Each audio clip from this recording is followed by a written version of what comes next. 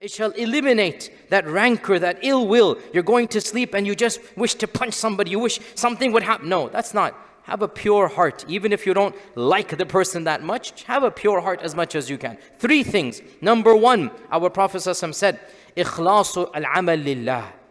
Doing your amal, mukhlis, for the sake of Allah. Whenever you do something, don't do it for other people. Do it for Allah subhanahu wa ta'ala. You train yourself to have ikhlas. When you have ikhlas for Allah, it will help you overcome your ghil. When you pray, when you fast, when you give charity, you train your heart to always monitor Allah subhanahu wa ta'ala. And when you monitor Allah, it will become easier for you to let go of the grudge, to not be so bitter and angry. Number 2, munasahatu a'immatil muslimin. Wanting the best and giving nasiha to the leaders of the Muslims. Wanting the best. The leaders here means both political and clergy and scholarship. Whenever the Qur'an says wulat al-amr, whenever the Qur'an says wali al-amr, generally it applies also to the political, but as Ibn Abbas said, and also to those of religious authority amongst you. These are the leaders, the one in the political, the other in the spiritual realm. In other words, don't desire to see the downfall of the ummah politically and academically. Don't wish that the leaders are all evil and you find their faults and you put them down. Don't wish that the scholars and their inheritors of the Prophet ﷺ, all our ulama, all our Maulvi class, this is not healthy.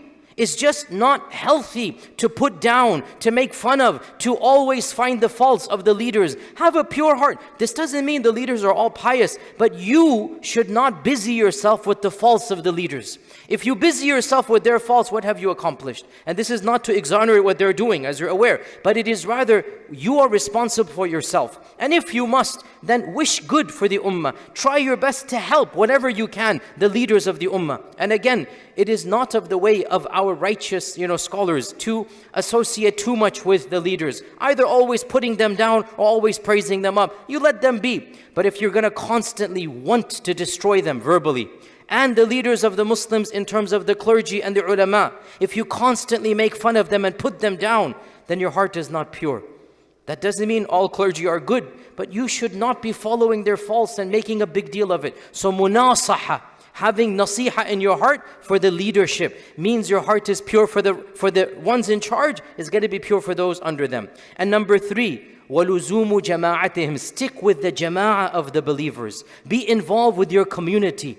SubhanAllah, one thing I've noticed, wallahi, brothers and sisters, those people who are constantly creating drama in the community or online, you never find them active in the masajid. You never find them being involved with their local ground community. And this is the reality across the globe. There are some people, they have made a name for themselves, creating drama, putting, so much fitna out there. And their local masjid is unaware of them. Completely unaware.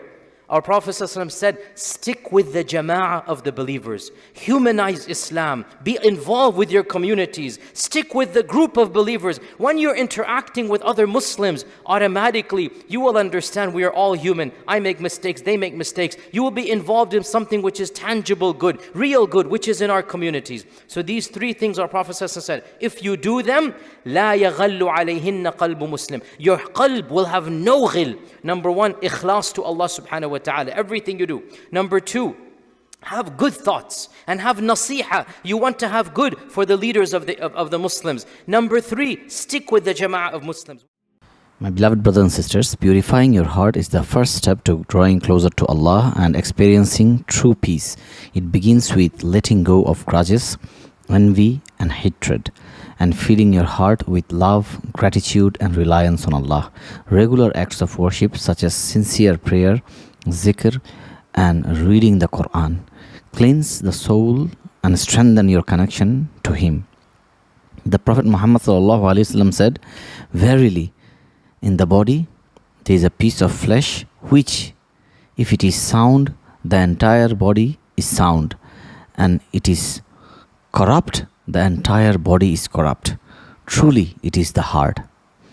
By purifying your intentions and seeking forgiveness for your shortcomings, you open your heart to Allah's guidance and blessings, bringing you closer to Him.